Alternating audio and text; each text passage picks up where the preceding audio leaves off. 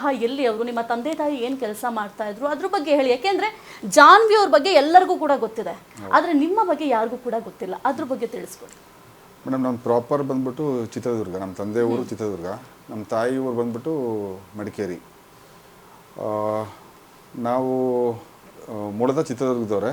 ನಮ್ಮ ತಂದೆದು ಬಿಸ್ನೆಸ್, ಅವ್ರದ್ದು ನಮ್ಮ ಪ್ರೈವೇಟ್ ಟ್ರಾನ್ಸ್ಪೋರ್ಟೇಷನ್ಸ್ ಇದೆ ಸುತ್ತಮುತ್ತ ಚಿತ್ರದುರ್ಗ. ಸುಮಾರು ಸುತ್ತಮುತ್ತ ಡಿಸ್ಟ್ರಿಕ್ಸ್ ಎಲ್ಲ ನಮ್ಮ ಬಸ್ಸಸ್ ಒಂದು 70 ಇಯರ್ಸಿಂದ we operate transportation. Thippeswamy transport ಅಂತ ಹೇಳ್ಬಿಟ್ಟು ನಮ್ಮ ಮೇಜರ್ಲಿ ಟ್ರಾನ್ಸ್ಪೋರ್ಟೇಷನ್ ಮೇಜರ್ ಬಿಸ್ನೆಸ್ಸು. ಅದು ಬಿಟ್ಟರೆ ನಮ್ಮದು ಪೆಟ್ರೋಲ್ ಬಂಕ್ಸ್ ಇದೆ, ಮತ್ತು ಆಮೇಲೆ ಸ್ವಲ್ಪ ಕೃಷಿ ಇದೆ, ಪ್ಲಸ್ ಆಮೇಲೆ ರೆಂಟಲ್ಸ್ ಎಲ್ಲ ಬರುತ್ತೆ ನಮ್ಮ ತಂದೆಗೆ. ಇದು ನಮ್ಮ ಸೋರ್ಸ್ ಆಫ್ ಇನ್ಕಮ್ ನಮ್ಮ ತಂದೆದು. ಹುಟ್ಟಿ ಬೆಳೆದಿದ್ದೆಲ್ಲ ಚಿತ್ರದುರ್ಗ. ಅದು ಓದಿದ್ದು ಮಾತ್ರ ನಾನು ಚಿತ್ರದುರ್ಗದಲ್ಲಿ 5th ತನಕ ಓದಿದೆ. ಅಲ್ಲಿಂದ ಮತ್ತೆ ಆಮೇಲೆ ಸಂಡೂರಲ್ಲಿ ಅಲ್ಲಿ ಹಾಸ್ಟೆಲಲ್ಲಿ ನಾನು ಸ್ಟಡಿ ಮಾಡಿದ್ದು.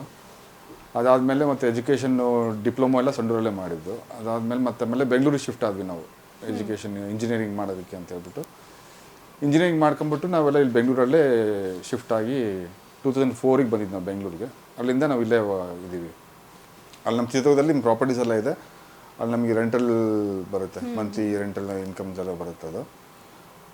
ಆಮೇಲೆ ನಾವು ಇಲ್ಲೇ ನಂದು ಬಿಸ್ನೆಸ್ ಎಲ್ಲ ನಂದು ಇಲ್ಲೇ ಇರೋದು.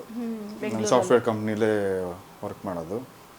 ಹಾಗಾಗಿ ಮತ್ತು ನಮ್ಮ ತಂದೆ ತಾಯಿ ಎಲ್ಲ ಇಲ್ಲೇ ಶಿಫ್ಟ್ ಆದರು. ಪ್ಲಸ್ ಆಮೇಲೆ ನನ್ನ ತಮ್ಮಂದರು ಇಲ್ಲ ಎಜುಕೇಷನ್ಸ್ ಎಲ್ಲ ಇಲ್ಲೇ ಆಗಿದ್ದು ಬೆಂಗಳೂರಲ್ಲೇ.